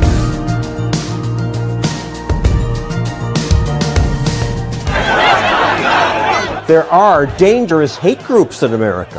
Who will warn us about them? The media have an answer. The Southern Poverty Law Center. The Southern Poverty Law Center. The Southern Poverty Law Center, based in that building in Alabama, calls itself the premier group monitoring hate groups. Looking at their map of such groups, you'd think America was consumed by hate. I once believed in the center's mission. Well-meaning people still do. Apple just gave them $1 million. But what donors don't know is that today the center smears people who don't deserve to be smeared. The presence of radical Islam. This woman grew up in Somalia, suffered female genital mutilation, so now she speaks out against radical Islam. For that, the center put her on its list. Multiculturalism failed these communities. This man was once an Islamic extremist, but then he decided radical Islam was wrong, and now he criticizes the radicals. The center labels him an anti-Muslim extremist, too. Join the fight against hate and bigotry. Visit SBLcenter.org. I do think that we have a problem with hate in this country. We put about 10 of these major hate groups out of business. The center's leaders, Richard Cohen and Morris Dees, would not talk to me. So commentator Nomiki Kant stepped up to defend them. They have a long history of fighting against extremists like the KKK. History, yes, but they labeled skeptical Muslims like Ayaan Hirsi Ali as haters. If you have a horrible experience with religion, that's one thing. It's another thing to use those experiences as ammunition against others who are practicing their religion peacefully. But they're just speaking, criticizing it. Welcome back to Stacy on the Right. Now, Nomiki Konst is someone who she's often on CNN and even Fox, and she is called upon for her opinions. And it's wonderful to have her, contributing to the conversation. I disagree with her on almost everything, but that's to be expected. She's on the left. But I just thought it was interesting that she said if you have a bad experience with a religion, it doesn't allow you to, impugn other people who are peacefully practicing that religion. Does she feel the same way about Christianity? For people who used to be Christians and are now atheists, who are regularly in the practice of railing against religion and tearing down Christianity and Christians, if you have a bad experience with Christianity, does Nomiki Konst also admonish you not to impugn the millions of other people who are peacefully practicing it? Here's the difference. The huge difference between the practice of Islam and the practice of Christianity is that at this present moment, if you look around the world at the 22,000 acts of terror that happen yearly, those 22,000 plus acts of terror are mainly visited upon people who practice Islam, peacefully by others who are not peacefully practicing Islam. So Islam has a violence problem. It has a practicing according to the actual words of the Quran problem. And that's where the sticking point lies. There's no doubt in my mind that there are Christians out there who are improperly practicing Christianity, and anyone who says they're killing in the name of Jesus or killing in the name of Christianity is doing so improperly. We don't have anywhere in the Bible where it tells you to go do that. But notice if someone does something and they do claim Christianity, then all Christians are impugned and no one stands up to defend them except other Christians, people on the right, etc. But for Islam, you can't even tell the truth about it. In Great Britain, it's now illegal to tell the truth about what's happening with the rapes and the grooming gangs and all of that stuff, which is why I find it so interesting that they're so fascinated by our discussions about gun ownership and the Second Amendment and our rights here in this country. They can't control what's going on in their own borders. I'm sure they would rather be distracted by problems that we have here in this country to take away from the focus on what's actually going on in their country. And make no mistake about it, I've been to Great Britain. I love Great Britain. The country is beautiful beyond all description. Any picture that you've seen of Great Britain, any one part of it, any garden of it, any of the monuments, any of the old structures, the castles, any of that, pale in comparison to actually being there, seeing it, feeling it, hearing it, smelling it, touching it. There is no other place like it. But I can say that about a lot of different countries. There's no other place like Saudi Arabia. There's no other place that really, in my opinion, compares to some of the things you can see there and the people themselves, the actual people of Saudi Arabia, not the leaders, not the sheikhs and the princes, not those guys, the people who man the shops along the boulevards where you can go and buy trinkets and the tourist areas, the places where you can buy jewelry and things like that. That's where I'm talking about. The people are amazing there. So when we're talking about the Southern Poverty Law Center and what they've done, people that we know well and respect greatly, like Carol Swain, Dr. Carol Swain of Vanderbilt University and Be the People TV, she was personally attacked and vilified in local newspapers there in the state of Tennessee and nationally by the Southern Poverty Law Center for writing the truth years ago about what she saw as a rising movement in this country where whites were saying, black is beautiful and brown is beautiful, and all these different ethnic groups are talking about the beauty of their culture, and we want to be able to support white culture that way. Now, I know when people hear that, they get upset. Well, white people shouldn't be able to be proud of their culture. That's called white supremacy. There is a difference between white people being comfortable in their own skin and being glad to be white and white supremacy. There's a difference. But our conversations on race are so flat-footed and so underdeveloped that there really wasn't a way to define any of that. And so Carol Swain wrote a book about it. And what I recommend that you do is go to the Hamilton Corner page on Urban Family Talk. Abraham Hamilton III actually interviewed Carol Swain while he was in National Religious Broadcasters. So, last year I went to National Religious Broadcasters, but this year, it's the year of our senior. Everything is about what's going on with her. And the conflict for me was I could go there and possibly spend a ton of money. And, the goals that I have for myself when I go to a conference, I'm not meeting those metrics at NRB and miss out on our daughter's tournament. And so I chose to attend the tournament and to spend the time with our daughter. And I'm glad that I did. And so I missed on the opportunity to interview Dr. Carol Swain, but Abraham Hamilton III was there. He interviewed her and the interview was fantastic. I listened to it. I live streamed it on my phone and I was listening to it live, and it was a great interview. And so her book, and I don't specifically remember the name of it, but that's why I want you to listen to the interview over at Abe's page on Urban Family Talk. And she talks about how she did all of this research. And we're talking about research with not just people who were proponents of white identity, but also people who were white supremacists, Nazis, people who, former members of the KKK, current members of the KKK. So she couldn't do the interviews herself. So while she led the research, she didn't actually perform the interviews. Other people did. They had to have whites perform the interviews and meet with these people. And what they learned was that this wasn't the group of people that you've learned about in history books, raging angry people who are rabid racists and, they're almost foaming at the mouth. They're poorly educated, or they're well educated, but there's a certain malice to it that is almost like a psychological deficiency. Not that. These were normal, average, people, the kind of people you would see yourself bumping into at the library or the grocery store, but they had a kind of perplexed, it's like a disjointed understanding of why it is that all of the other cultures can be celebrated and not theirs. And it was giving way to a white identity and a white nationalism that she actually explained well in the book, and that it could be easily understood. For the sin of explaining this, she was designated as someone who, according to the Southern Poverty Law Center, was a purveyor of racism. Now, I know you guys have heard Dr. Swain on the breaks. We play a lot of her commentaries, and they're always fantastic. And I don't presume that you would know that she's Black just by listening to her, but Dr. Carol Swain is a Black woman. And so they said that she was actually an apologist for white supremacy and was spreading a message to promote white supremacy. They attacked her in her workplace, and they got things written about her in the local newspapers in Nashville, Tennessee that were, highly incendiary and defamatory towards her. Now, I'm explaining about Dr. Carol Swain because it's like a personal connection. I've met her before. I know her. She knows who I am. So it's not like I'm talking about some person that, has no idea that we're in the same universe.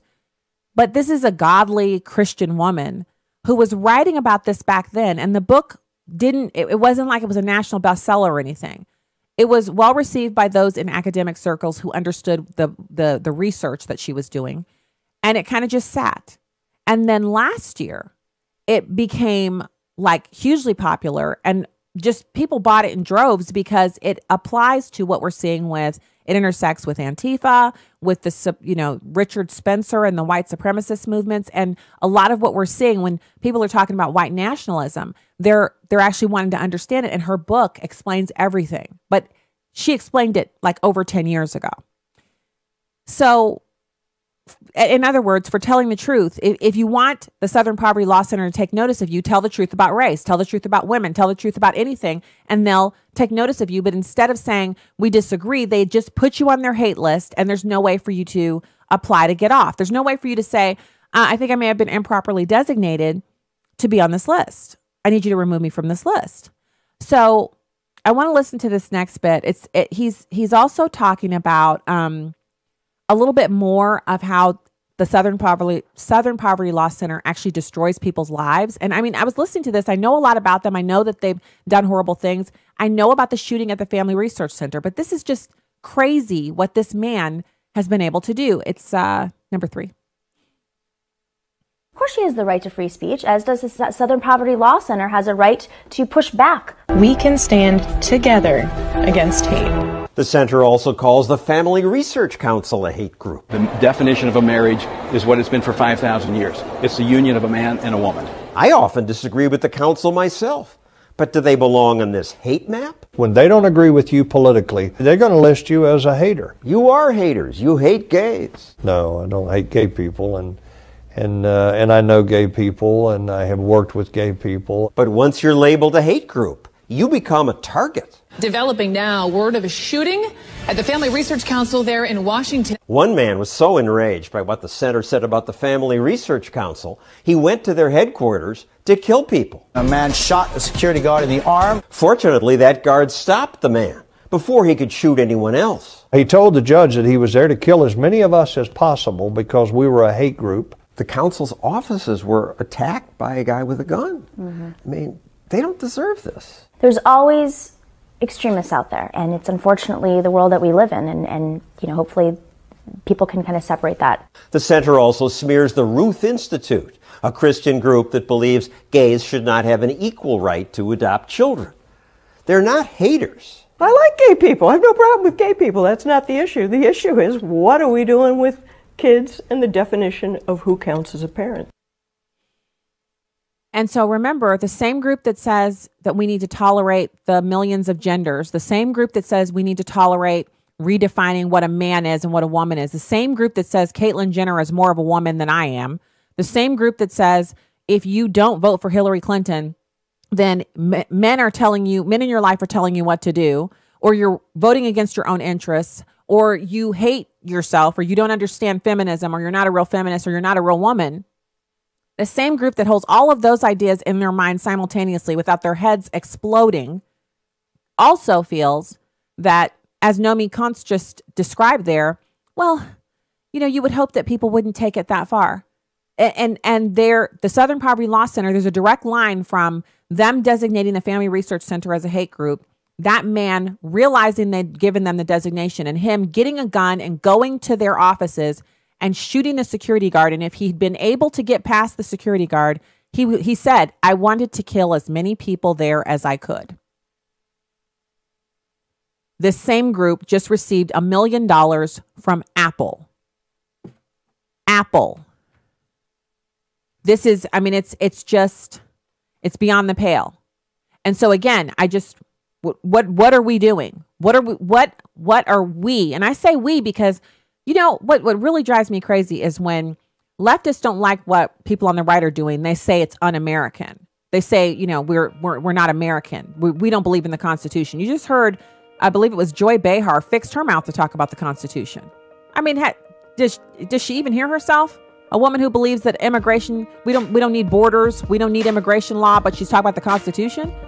And now you have here, Southern Poverty Law Center is actually inciting people to go out and kill other people, and they still get donations from huge corporations like Apple. And all of these people are on the left. But it doesn't matter if you shoot up a place full of conservatives or Christians. That's just not important. It's only important if you shoot up a place and it's full of liberals, or it's full of, people that liberals care about. You see that? That's no good. All right, we're going to go to the break. And when we come back, we'll have our guest, Al Perotta from The Stream. Stay right there. You shall not murder. Hello, everyone. I'm Tim Wildman, president of American Family Association and American Family Radio. This is the 6th commandment of the 10 commandments. You shall not murder. We are asking schools all over America to put this on their marquees, put this on their signs out in front of their school for 1 week to remind America's students that innocent life is precious.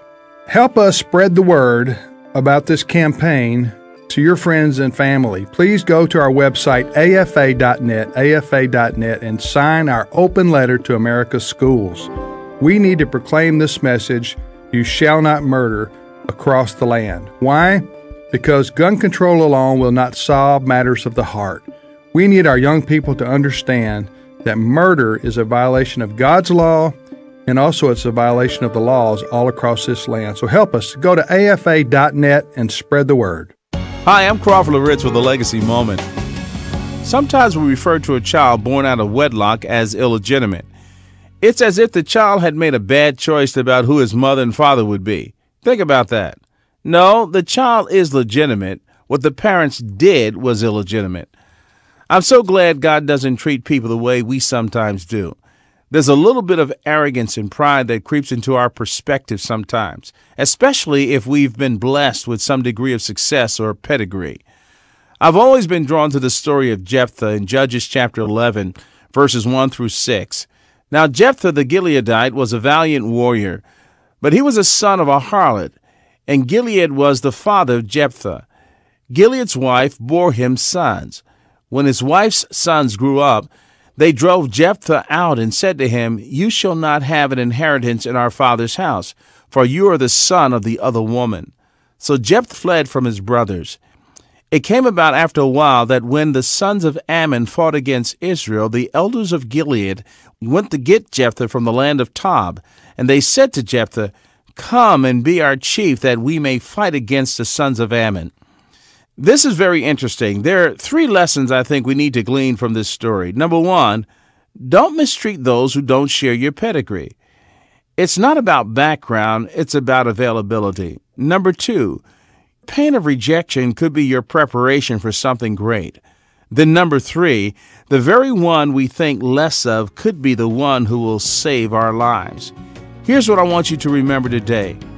Don't assign value to people based upon where they have come from. Let's ask God to help us to see each person through His eyes. Legacy Moment is a production of Moody Radio, a ministry of Moody Global Ministries.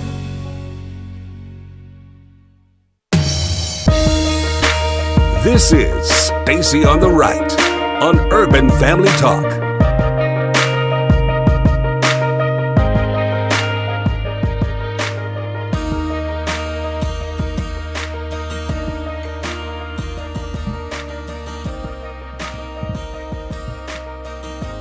Welcome back to the show, everybody. Stacy Washington, host of Stacy on the Right. It's good to be back with you today. We love our guests when they come over from the stream. Great writing over there, fantastic content. And really, one of the best things is that they're always just right on time with their commentary for what's breaking in the news. And so it's my pleasure to welcome the stream's Al Perotta. Thank you so much, Al, for coming on today. Oh, thanks for letting me on. Yeah, so I'm interested. I know our original topic was more trouble for the Justice Department, but in light of the news breaking today, I was hoping you could also comment on Rex Tillerson leaving and then bringing over Mike Pompeo from the CIA and Mike Pompeo's assistant director actually rising to direct the CIA now, and she would be the first woman to do that. Confirmation processes, all that good stuff. Well, let's start with that one because I find that interesting that that Trump has named another female to a position of very serious authority. Now, so you'll have CIA, you'll have the head of the Department of Homeland Security. You're going to at the UN. Your voice to the world basically at the UN has been Nikki Haley. I mean, Tillerson's been sort of in the background the whole time. You've got his main spokesperson. You've got his counselor, Kellyanne Conway, and his closest advisor is daughter Ivanka. So for a guy who hates women, he seems to be doing a pretty good job of putting them in places of importance. So that's number one for that. I just want to get that out of the way. Tillerson, it's interesting. I'm surprised a little bit at the timing, given that there's so much else going on, like the House report, the intelligence report on the Russia collusion thing coming back saying there was no collusion, and his trip to California today. Why he would drop that big bomb today about getting rid of Tillerson today, I don't know. But I don't think my impression from what I gather is that Tillerson was never meant to be there that long. He this may sound silly to me, but I think he's hired more almost for the way he looked at the beginning of the campaign or at the beginning of the term. You need a guy out there to the world, and everybody's thinking Trump's crazy. You need some guy that was strong and somber and serious and seasoned. And he played that role, and, now it's time to move on. Okay, so I tend to agree with you on the timing. I would have maybe dropped the Tillerson move on Friday, to be quite honest with you. A lot of families are going to start going on spring break.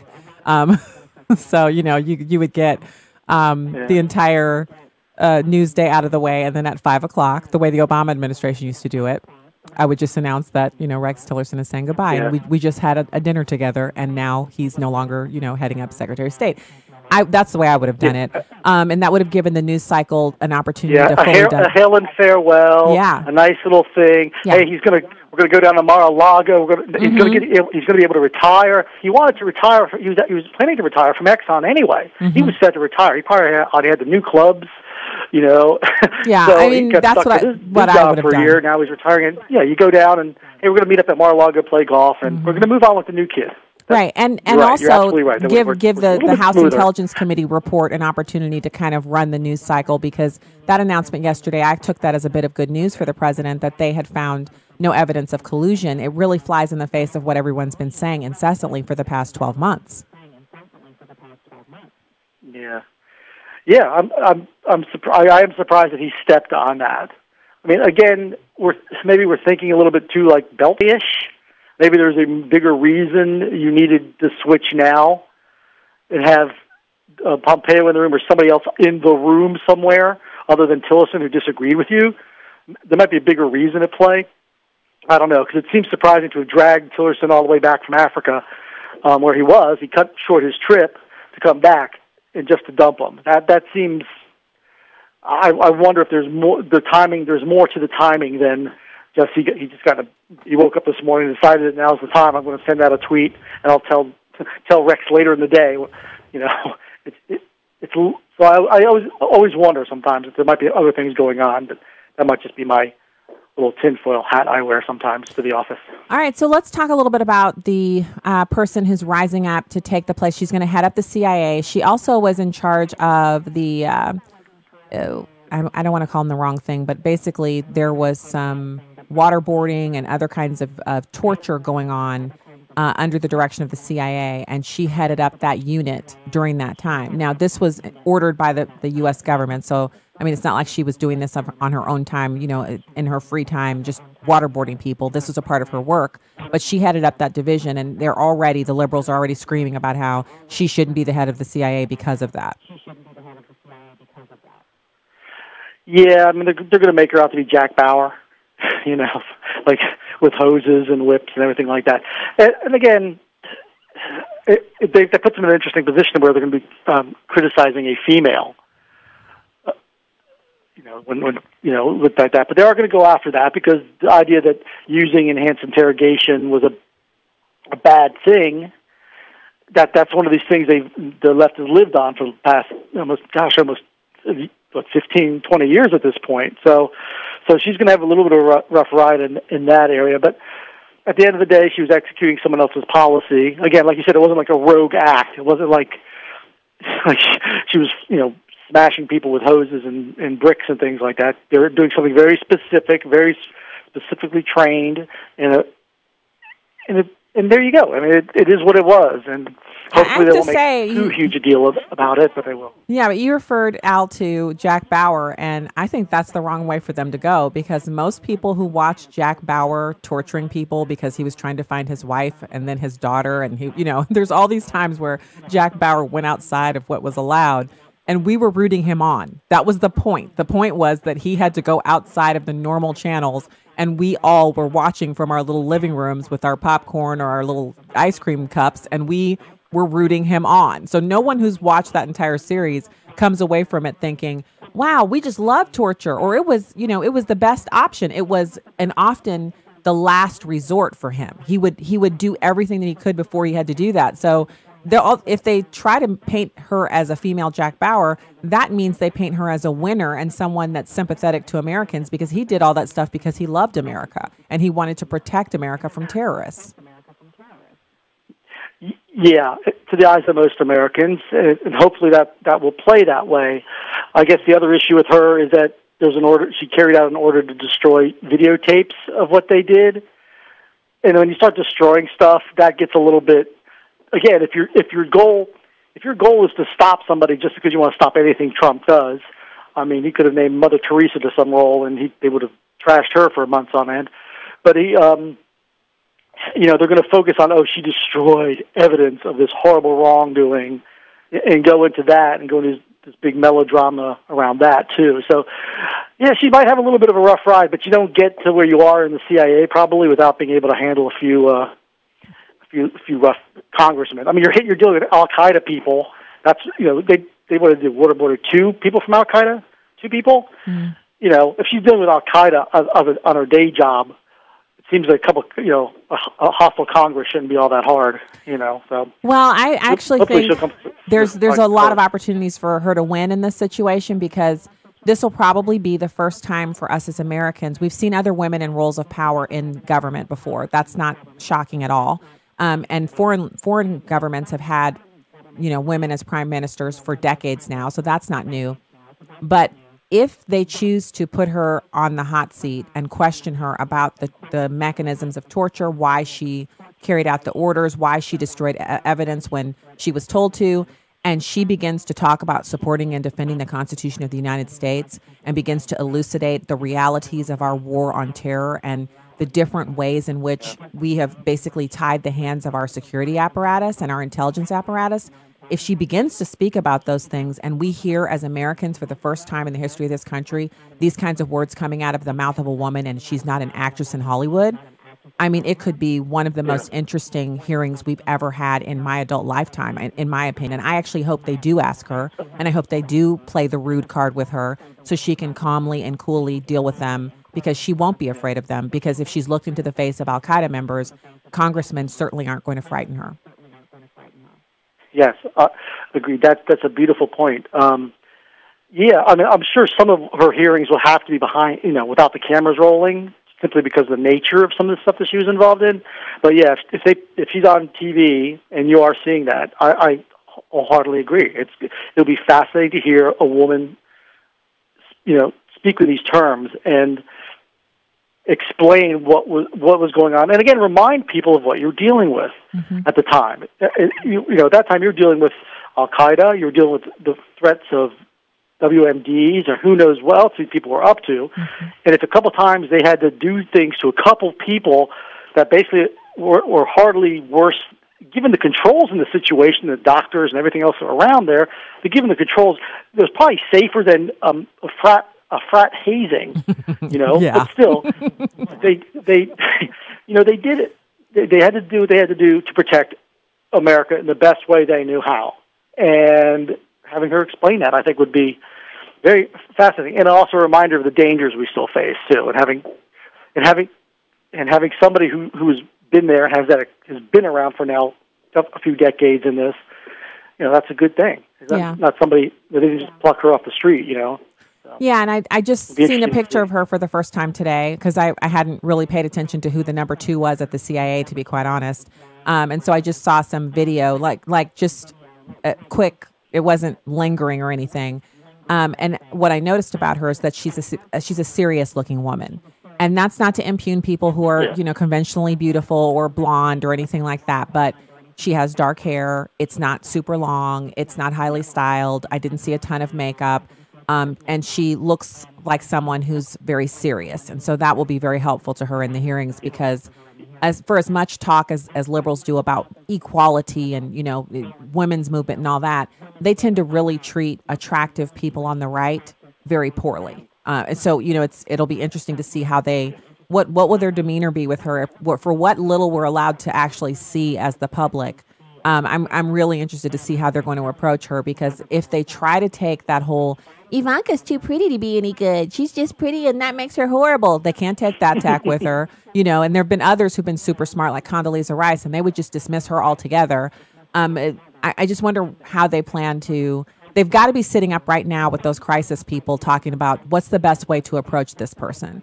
And it's going to be hard, in my opinion, for them to do their conventional tactics on her.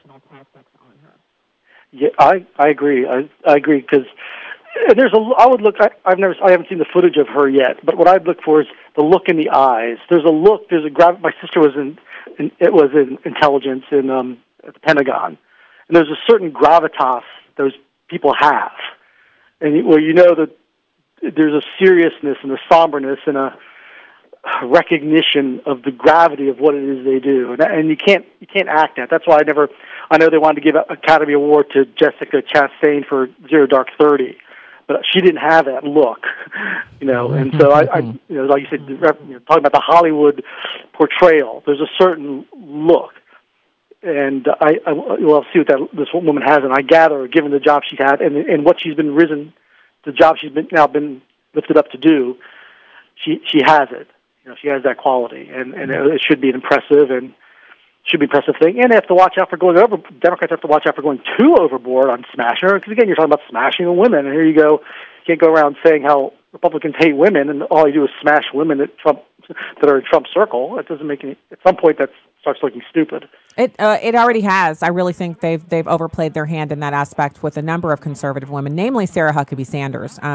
Their treatment of her has been reprehensible. And they've really shown us that all of the women's rights and the movements and things like that they say they support, they only support them for women on the left. Those of us on the right, we're still completely on our own, and we do not share in any gains that have been made for equality for women if that's something we really believe in, the kind of equality that they're always discussing. So I want to, before... No. I mean, obviously, like Hillary said yesterday, the women who supported Trump obviously were told that by their husbands. Mm-hmm. Oh, my gosh. It's that tough attitude. How y'all put up with it? I don't know.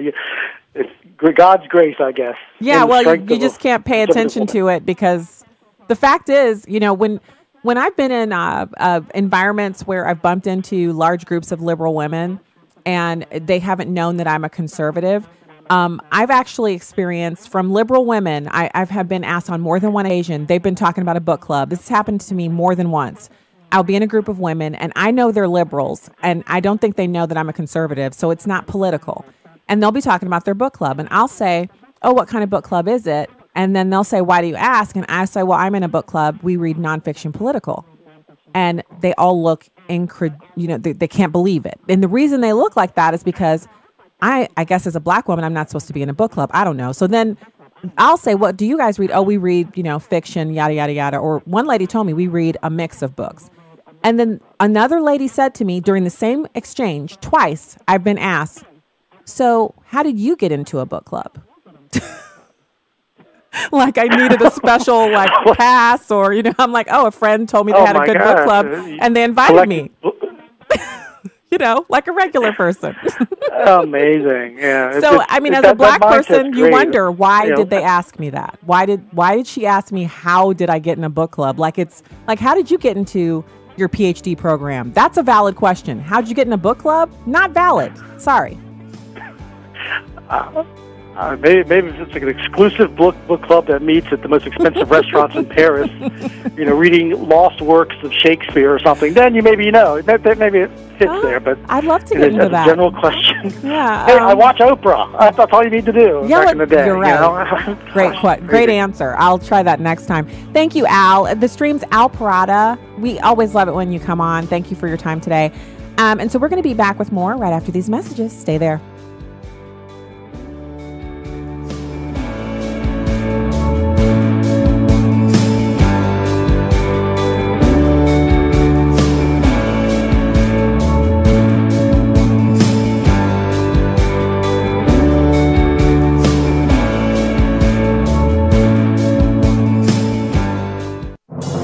What does it take to live an uncommon life? Here's former Super Bowl winning coach Tony Dungy with today's uncommon moment. Do you have a bad temper? Well, I did. I often earned technical fouls in my high school basketball games and was known to lose my cool in football games as well. Venting, I called it. Dumb, my dad called it. It wasn't until one day when the Pittsburgh Steelers invited me to their Bible study that I really began to change. These football players were some of the biggest and toughest men I'd ever met, yet they drew their strength and purpose from God. How about you? If God can tame my temper, He can do the same for you in your situation. Everything changed for me when I moved from being a casual Christian to a fully committed follower of Jesus. Tony Dungy, author of the popular Uncommon book series. Discover more at CoachDungy.com. That's CoachDungy.com. It's time to call your senators.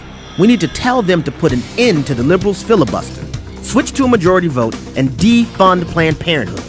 Call the Capitol Switchboard at 202-224-3121 or go to afaaction.net.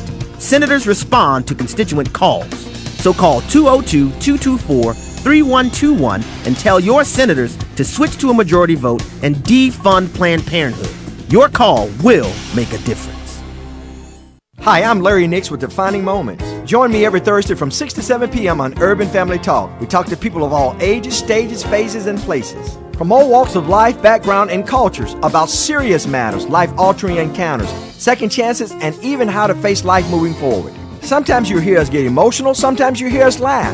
But more importantly, you'll hear the truth that will set you free. All in Defining Moments every Thursday from 6 to 7 p.m. on Urban Family Talk. Yo, what's up? Hey, what's nothing much, man. Just trying to listen to this last song for the music final. Yeah, I think I'm gonna fail for the most part. I haven't even listened to it. Ugh, yeah, me neither. I've been too busy listening to The Word on the Street. The Word on the Street? Wait, you guys haven't heard? No, I haven't heard of it. Not me. Not that one. Well, check this out.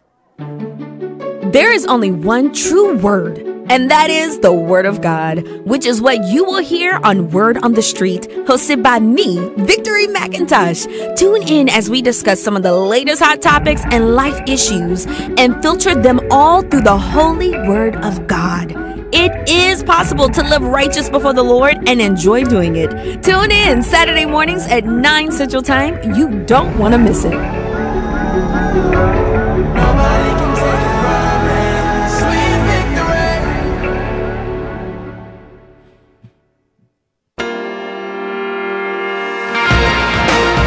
This is Stacy on the Right on Urban Family Talk. Over the weekend, Hillary Clinton created a little bit of a stir when she said she won all of the forward-looking, optimist sections of the country, and then sort of suggested that people who are not voting for her are backward-looking. And if you go back and look at the quote, even sort of suggested there's a dimension of racism to it. Does that help the party when you're trying to win these swing districts where there's a lot of people who are uncertain about the country? No, and in fact, look, I think of my job as helping the people who need help. I mean, my job is to be a representative for my district in Massachusetts, but not just for the people who are doing well. I mean, the people who come into my office every day who need help because they're not getting their veterans benefits, or they're not getting their Social Security, or they feel like they've just been left behind by this rapid economic change sweeping the country. They're not the people who are already happy and optimistic. They're the people who need folks in Washington to actually change things, to actually get things done, to make this a better country, to make it better than it's ever been. And that's what we should be expected to do in Washington. Aren't the Democrats sounding so sweet and gentle now? Going into the midterms, their new tack is to sound so, they just sound so normal. And he says Clinton's remarks about the voters aren't helpful. He doesn't say they stink or they're horrible or they suck. He doesn't say they're awful. He doesn't say she's made a huge mistake here and we need to distance ourselves from her comments. He doesn't say, you know, as a man, I heard her comments as a direct hit onto the women's movement that I've supported for decades in my role as a man. Oh no, he just says, those comments that she made about voters aren't helpful. Now, who do you think, how many consultants and comms persons massage that statement to a place where they're like, okay, here's what you're going to say for your MSNBC hit tomorrow. What you're going to do is you're going to go on and you're not going to get excited. You're going to make eye contact with that camera. You're going to ease into it. And then you're going to say very reasonably, very calmly, conversationally, you're going to say, Mrs. Clinton's remarks about voters, about Trump voters specifically, they aren't helpful, because that's the truth. And that's what we can get away with here, because we don't want to alienate people who are still Trump or who are still Clinton loyalists. But we do want to massage these statements and make sure that people understand these aren't the kinds of things we say when we want to help. And then instead of focusing on what she said, you're going to pivot over to a discussion about constituents in your district who come to your office. They're veterans. They're Americans. They're people that other Americans find sympathetic. They're not getting help from the agencies that oversee the programs with which they're interacting. Because if you're a veteran, your congressman is not your first point of contact for your benefits. So you're going to point out how these people, they're trying to go to these agencies, which are now run by the Trump administration, and they're now having to come to you for help. And so when you see them, you're not thinking about what kind of voters they are or who they elected for the presidency. You're thinking about helping them. See the connection between you helping your constituents and Hillary not helping, not being helpful in characterizing Trump voters in this way? That's a well thought out, fully massaged, intact statement that a comms team put together for him, called over, got the producer, got him a slot on MSNBC, made sure he showed up and looked very neutral, made sure he's, he might have even had a quick shoulder rub before he went out and sat down and got mic'd up to make sure that he could pull that off, because that's a soundbite they'll be using over and over again. And if it plays well, which how couldn't it, then other people, you'll start to see other people within the Democratic Party using language like this. Not everybody has to pay the thousands of dollars to get that expert comms help. You need only have one good comms team come up with some messaging that works, and others in the party will pick it up and utilize it because they have to change their tack. Democrats can't go into August in the primaries in Missouri with the kind of language they've been using for the past 12 months. Collusion, Russians, racism, white supremacists, un-American, backward-looking, deplorable. These are all words and phrases that, if they're used, will result in Democrats not winning. And they're already, with their backs up against the wall, going in, defending 10 seats that are in heavily Trump districts that Trump won handily by double digits. That's why we had Cassie on yesterday to talk about the senatorial race here in Missouri. So, I respect it because it's a valiant effort to try to back up off of all of this incendiary demographic box talk and start talking about people like they're people, talking to people like they're people. I respect it. It takes a lot of work to come back down off of that. It's almost like a frenzy that you get into when you talk about race a lot. And how do I know? Because I used to be a Democrat. And when people would press me on my support of abortion when I was in my 20s, I knew it was wrong. But I also knew that I supported it because I was a Democrat. And my parents had told me, hey, we're Democrats. We believe in the things that the Democrat Party puts forward because the Republicans are racist. I mean, this is not a new thing that Republicans are racist. And I was well versed in how to pivot to race when someone started asking me questions that were uncomfortable or that I just didn't feel like talking about. Because what Democrat really enjoys talking about abortion and their support of abortion? So I would pivot straight to race. Well, it's racial for you as a white person to try to tell me what I can and can't do with my body, which you try to tell me what to do with abortion. And people would shut up. And that worked. The problem is that in the intervening decades, since that was a viable strategy, now we have ultrasound images and we have so many things going on, scientific proof that people have the ability to know that what we're talking about is a baby. And so, the best thing for us to do, honestly, is to continue to advocate for our position strongly and to show up to vote and to not be distracted by these sideshows. I do think, sometimes a sideshow, it becomes a moment that can illustrate what's going on. And this moment with Hillary Clinton, it's a defining one for us because it gives us the chance to see what it looks like when someone just can't accept the fact that they made a mistake, a horrible series of mistakes that resulted in, outcomes that they don't like. But it's also an opportunity for us to examine accountability. And we just see that there isn't any. There isn't any on the left. They're running from the Clintons now when the Clintons were everything, y'all. The Clintons were everything in the world. And now the Democrats are running from them like they've got the plague. So I think I mentioned that I just received my credentials for the event here in not the actual event where he's speaking inside of the Boeing plant. That is actually closed press, so only the press pool will have availability. And what's interesting about the press pool, I don't know if you guys know this, but the press pool has certain seats at these events where it's closed or open press. The traveling press pool has seats that are designated for them, and they have placards that they put on them. And it's usually seats with a table with power nearby so they can plug in their laptops and they can cover the event.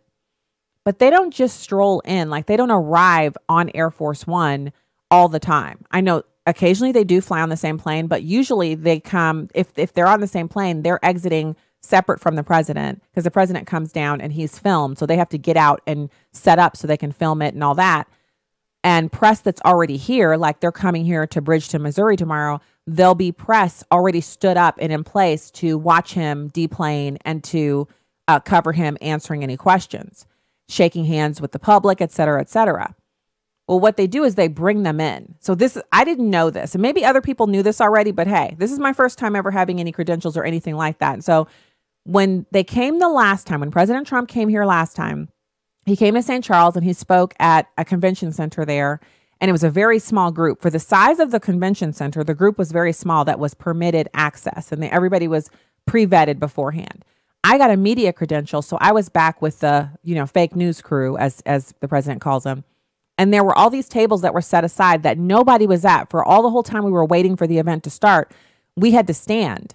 The big media organizations were up on a platform and they had their cameras set up and they had people standing up doing stand-ups, little live bits and live shots of the event talking about it before it started. And then when it started, they actually had the press pool. They were ushered in like dignitaries. They were ushered in and they sat down, and I recognized a couple of them. So I went over and I was saying hi, and then, not a lot of time to chit chat because they immediately start writing up their stories and stuff so they can cover it. So then when they were done, when the event was over, they were ushered out because they have to travel with the president. So they have to be brought around from whatever exit they're using, which is not the same one that the president used because he was all the way up at the front of the venue and we were at the back. And so I just thought that was really fascinating. So my credentials for tomorrow have a detailed explanation of where I am to arrive, what time I have to be there, and what kind of access I'll have. So I got to check the weather and see what it's going to be for tomorrow so I can make sure that I'm ready to stand outside for a while, because it looks like I'm going to be waiting for a very long time for the actual arrival, which oddly enough, and this is something else I didn't know because I now get the press reports, I understand how closely everything is timed. They know when he's going to be wheels up. They know when he's going to land. They know how long it takes him to get off the plane. And they know how long he'll spend in the mix with the people. And they know what time he's scheduled to arrive at the venue. And then there's a block of time before he appears out front where other people will be speaking. And then he will appear and he will speak for a certain number of minutes. But if he decides to run long, they still manage to cut off time for other things to get him back on the plane and back up in the air to go to the next place on time. It's pretty amazing. Like, there's just a million people making this happen. But that's what I've noticed the most, besides the fact that the pool, the White House press pool, so they do a pretty amazing job of tracking his every move. And they report on every single move, the time of every movement. They also report on whether or not they were able to see him, because they don't travel in the same vehicle that he travels in. Sometimes he arrives there after they've already gotten onto their vehicle, and so they can't see him. So they report that. And they'll report when he deplanes, all that stuff, everything down to the minute at, this time he's coming in, this time he's going out.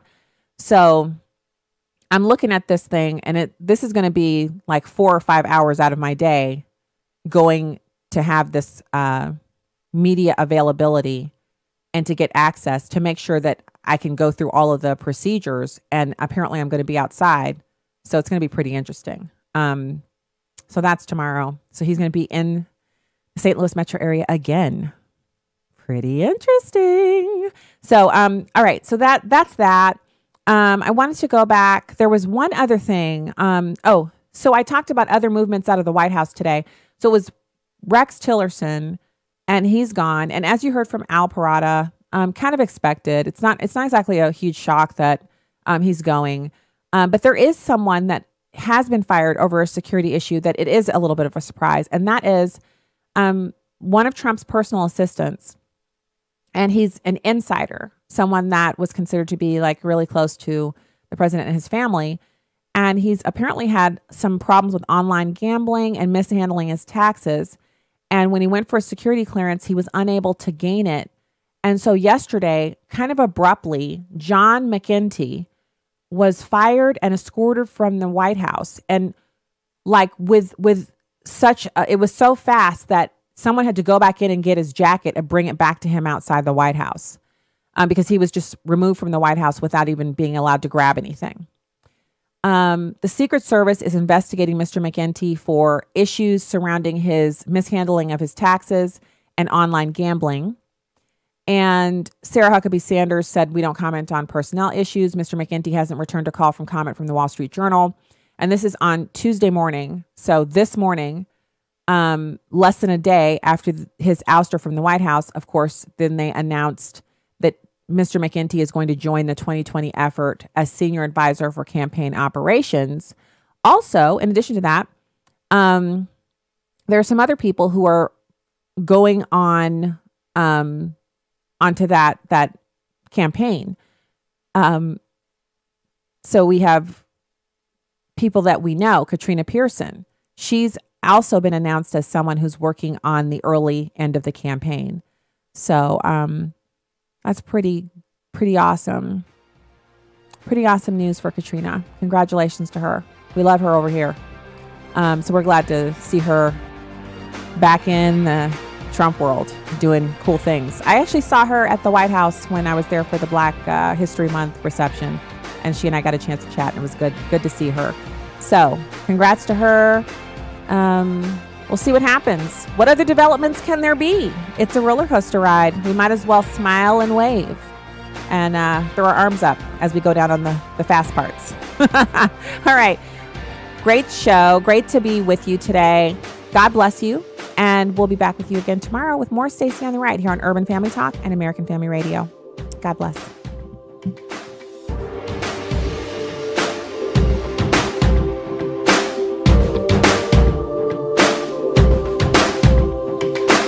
The views and opinions expressed in this broadcast do not necessarily reflect those of Urban Family Talk, Urban Family Communications, or American Family Association.